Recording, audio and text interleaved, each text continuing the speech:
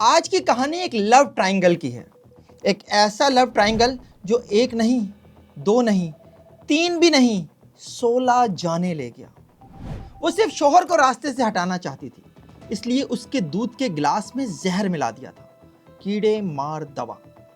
اس کے نزدیک شاید انسان بھی کیڑے مکوڑے تھے، اور وہ مرے بھی ایسے ہی جیسے کیڑے مکوڑے ایک ساتھ مر جاتے ہیں۔ اس زہر ملے ایک گلاس دودھ سے 16 جانیں چلی گئیں۔ اس نے اپنی محبت پانے کے لیے بھرا پورا خاندان اجاڑ دیا۔ ایک باپ سے اس کے 3 بیٹے چھین لیے۔ ایک بیٹا تو بیوی اور 3 معصوم بچوں سمیت ہی منو مٹی تلے جا سویا۔ 2 بیٹے بچ بھی گئے، لیکن ایک کی بیوی اور 6 سال کی بیٹی مر گئی، اور دوسرے بچ جانے والے بیٹے کا 5 سال کا بیٹا چل بسا۔ دیگر رشتہ دار اس کے علاوہ تھے۔ ایک قیامت صغریٰ تھی جو اس خاندان پر گزری۔ وہ کمسن تھی، اسے سزائے موت نہ دی جا سکی، لیکن اس کے آشنا کو عدالت نے آخری سانس تک پھانسی کے پھندے پر لٹکانے کا حکم دے دیا۔ لیکن کیا اس حکم پر عمل ہو سکا؟ اس سے پہلے کہ میں کہانی کو آگے بڑھاؤں اور آپ کو اس لو ٹرائنگل اسٹوری کا دی اینڈ بتاؤں، آپ ویڈیو کو یہیں پوز کیجیے، کامنٹ سیکشن میں جائیے اور آپ کو کیا لگتا ہے اس کیس کا انجام کیا ہوا ہوگا وہ ابھی کامنٹ کیجیے، پھر واپس آئیے گا اور اسٹوری کو اینڈ تک دیکھیے گا۔ ہو سکتا ہے آگے آپ کے لیے کچھ شاکنگ ہو، اور ہاں، چینل کو سبسکرائب کرنا نہ بھولیے گا۔ 14 سالہ آسیہ لاشاری، پنجاب کے علاقے مظفر گڑھ کی ایک چھوٹے سے گاؤں کی چھوٹی سی لڑکی، جس نے گاؤں کے ہی ایک نوجوان کے لیے بڑے بڑے خواب دیکھ لیے تھے۔ وہ اسے اپنے خوابوں کا شہزادہ مان چکی تھی۔ گاؤں کی گلیوں میں ساتھ کھیلتے کودتے جوان ہوئے تھے، اور کھیتوں میں کام کے دوران ساتھ جینے اور ساتھ مرنے کی قسمیں کھا چکے تھے۔ لیکن قدرت کو تو کچھ اور ہی منظور تھا۔ خوابوں کے شہزادے کو گھوڑے پر بیٹھ کر آنے اور اسے ساتھ لے جانے کے لیے ابھی کافی وقت درکار تھا، کہ اتنے میں آسیہ کے لیے گاؤں کے ایک اور نوجوان امجد لاشاری کا رشتہ آ گیا۔ آسیہ نے شادی سے انکار کیا، لیکن باپ اور نانا کے آگے اس کی ایک نہ چلی، اور اسے امجد کی دلہن بن کر گھر سے نکلنا ہی پڑا۔ لیکن وہ اس شادی سے خوش نہ تھی۔ اسے اپنی شادی شدہ زندگی ایک جہنم لگتی تھی۔ وہ جب بھی میکے آتی ایک ہی بات کہتی تھی، اماں، مجھے اس شادی سے نجات دلا دو۔ آسیہ لاشاری نے شادی کے بعد بھی اپنے محبوب شاہد لاشاری سے تعلق ختم نہیں کیا تھا۔ وہ جب بھی میکے آتی اس سے ضرور ملتی، اور ان ملاقاتوں کی امین تھی شاہد کی ممانی زرینہ لاشاری۔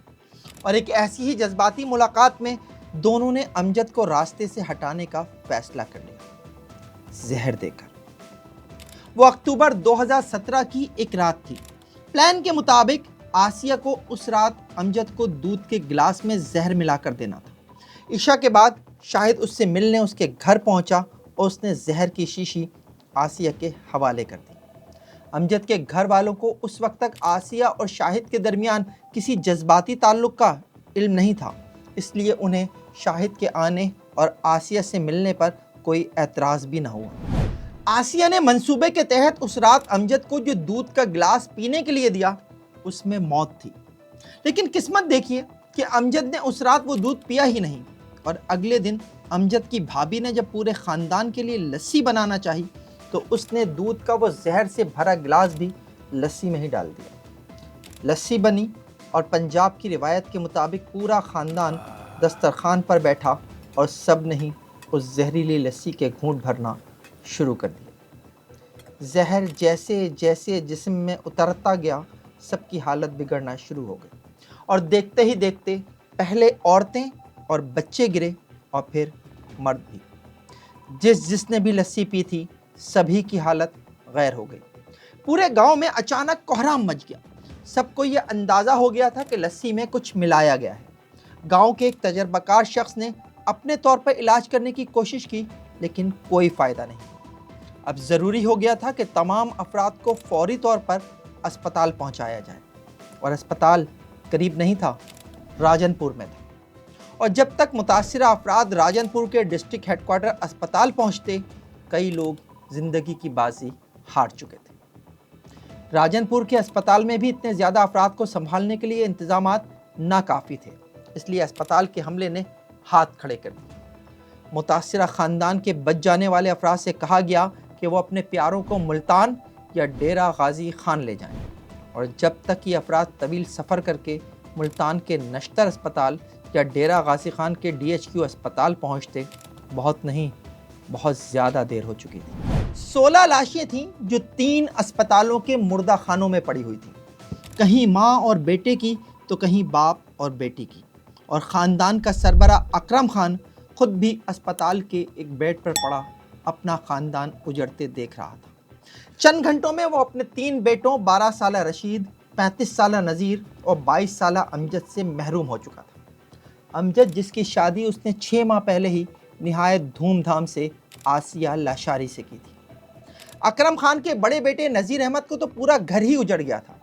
آسیہ کے زہر آلود دودھ کے گلاس کو لسی میں ملا کر پورے خاندان کے لیے لسی بنانے والی نذیر احمد کی بیوی حفیظہ مائی، اس کا 12 سال کا بیٹا شہزاد، 8 سال کی بیٹی مومل اور 3 سال کا بیٹا شہباز جان کی بازی ہار چکے تھے۔ اکرم خان کا چوتھا بیٹا مجیب احمد بھی کئی دن تک زندگی اور موت کی کشمکش میں مبتلا رہا، اور جب اسے ہوش آیا تو اسے پتہ چلا کہ اس کی بیوی رضیہ بی بی اور 6 سال کی بیٹی سمیرہ اب اس دنیا میں نہیں رہی۔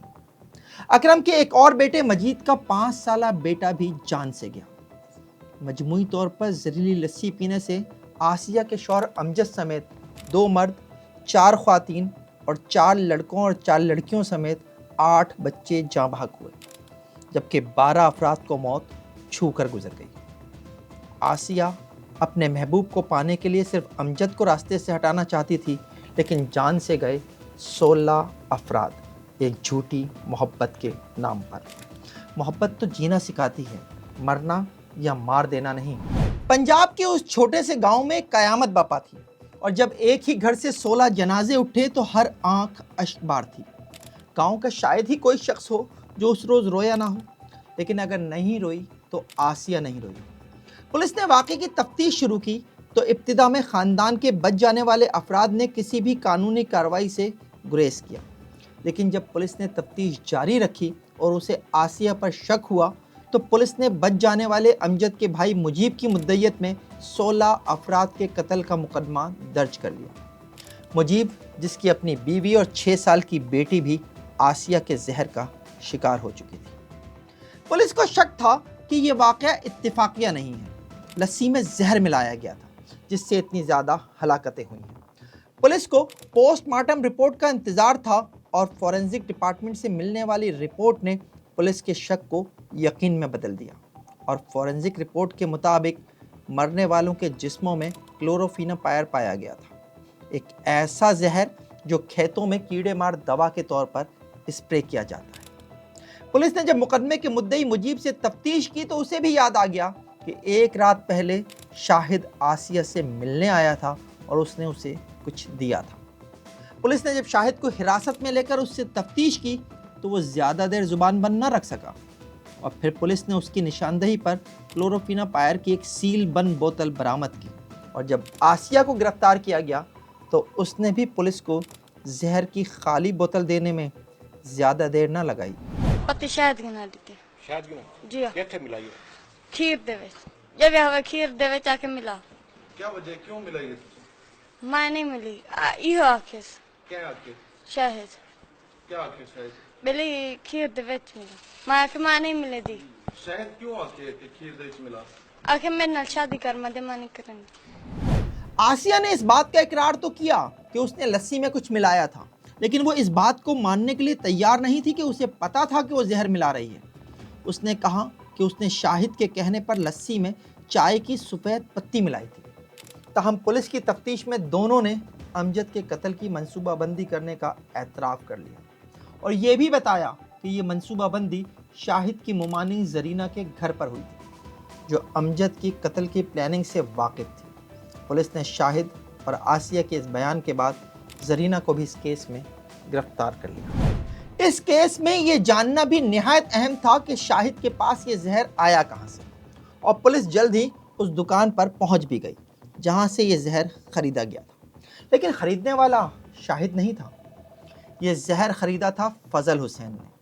فضل حسین جس کی زمینوں پر شاہد کھیتی باڑی کرتا تھا۔ فضل حسین نے یہ زہر جو اصل میں کیڑے مار دوا تھی فصلوں پر اسپرے کرنے کے لیے شاہد کے حوالے کی تھی، تو اس نے آسیہ کو دی اور آسیہ نے اسے امجد کے دودھ میں ملا دیا۔ 16 افراد کی ہلاکت سے مظفر گڑھ سے لے کر راجن پور تک ہر طرف دہشت پھیل گئی تھی، اور پولیس نے جب اس اجتماعی قتل کی واردات کا مقدمہ درج کیا تو اس میں صرف قتل اور اقدام قتل کی دفعات نہیں لگائیں بلکہ ازداد دہشت گردی ایکٹ کی دفعہ بھی شامل کر دی۔ ڈیرہ غازی خان کی ازداد دہشت گردی کی عدالت میں یہ کیس 1 سال چلا، اور 8 نومبر 2018 کو عدالت نے اس کیس کا فیصلہ سناتے ہوئے قرار دیا کہ ملزمان آسیہ اور شاہد نے امجد کو راستے سے ہٹانے کے لیے اس سنگین جرم کا ارتکاب کیا ہے۔ اس لیے عدالت شاہد کو 15 مرتبہ سزائے موت اور آسیہ کو 15 مرتبہ عمر قید کی سزا سناتی ہے۔ 15 مرتبہ اس لیے کہ نذیر احمد کے مرنے والے 3 سالہ بیٹے شہباز کا پوسٹ مارٹم نہیں ہو سکا تھا، جس کی وجہ سے اس کی کاز آف ڈیتھ سامنے نہیں آ سکی۔ آسیہ کو اس کیس میں سزائے موت اس لیے نہیں دی جا سکی کیونکہ جس وقت اس نے 16 افراد کی جان لی وہ اس وقت 14 سال کی تھی، اور پاکستان کے قانون کے مطابق کسی کمسن کو سزائے موت نہیں دی جا سکتی۔ لیکن کیا آپ کو لگ رہا ہے کہ شاہد کو اب تک پھانسی کے پھندے پر لٹکا دیا گیا ہوگا اور آسیہ پنجاب کی کسی جیل میں عمر قید کاٹ رہی ہوگی؟ تو آپ غلط ہیں۔ یہ دونوں باعزت بری کیے جا چکے ہیں۔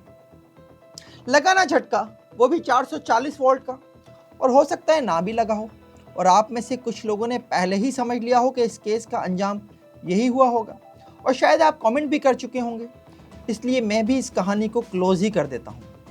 ازداد دہشت گردی کی اس عدالت کے فیصلے کے خلاف شاہد اور آسیہ نے پنجاب ہائی کورٹ میں اپیل دائر کی، اور گزشتہ ماہ عدالت نے ثبوتوں کو ناکافی قرار دیتے ہوئے دونوں کو بری کر دیا۔